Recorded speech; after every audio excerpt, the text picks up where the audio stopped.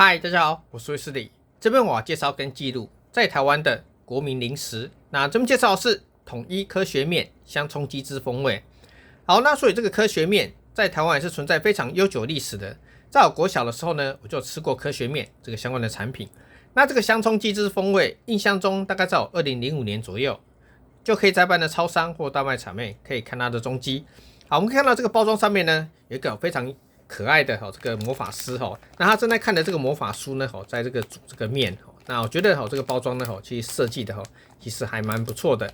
好，那这边的话呢有这个科学面呢，还有这个香葱鸡汁风味相关的这个标题让大家可以看一下。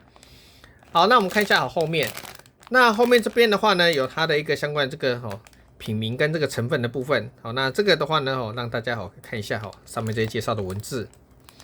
OK， 好，那它的一个营养标示呢，钠含量呢是550毫克，那售价是新台币10元整。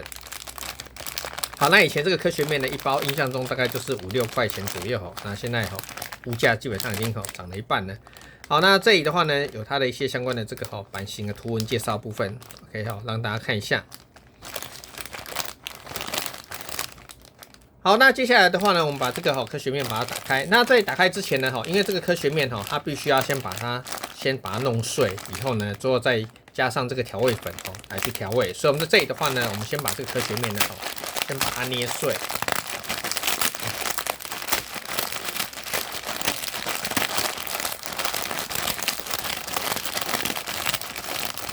好，那捏碎完了之后呢，接下来我们把它打开来。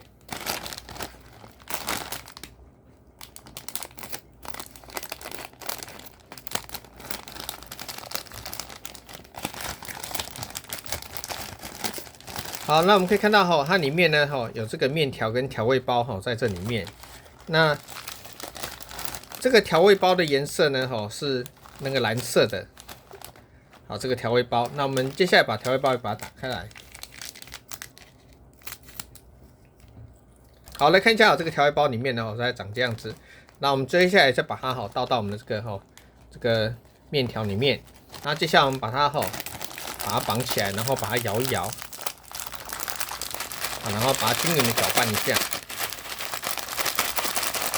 好，那我们搅拌完成之后呢，接下来我们把它倒到盘子里面来看一下它里面的这个内容物。好，所以分量的话呢大概是这样子。好，那我们看一下那这个是香葱鸡汁风味。OK， 可以给大家看一下。好，那它的这个味道呢，我觉得吃起来就是除了有它原来的这个科学面的基底味道之外呢，还可以吃到一点这个香葱的味道的感觉，所以可以看到它上面其实有一些这个小葱花在这上面。那我觉得会比起之前我们所吃的这个科学面呢，原来基底味道外呢，还多了一个更多层次的这个香葱的一个味道的感觉。那我觉得这个味道基本上调味的其实也还不错。那如果没有吃过朋友的话呢，也可以来尝试一下。好，那这里我们就为大家介绍我们带回来这个统一科学面香葱鸡汁风味到这边。那我是威斯利，那我们下次见，拜拜。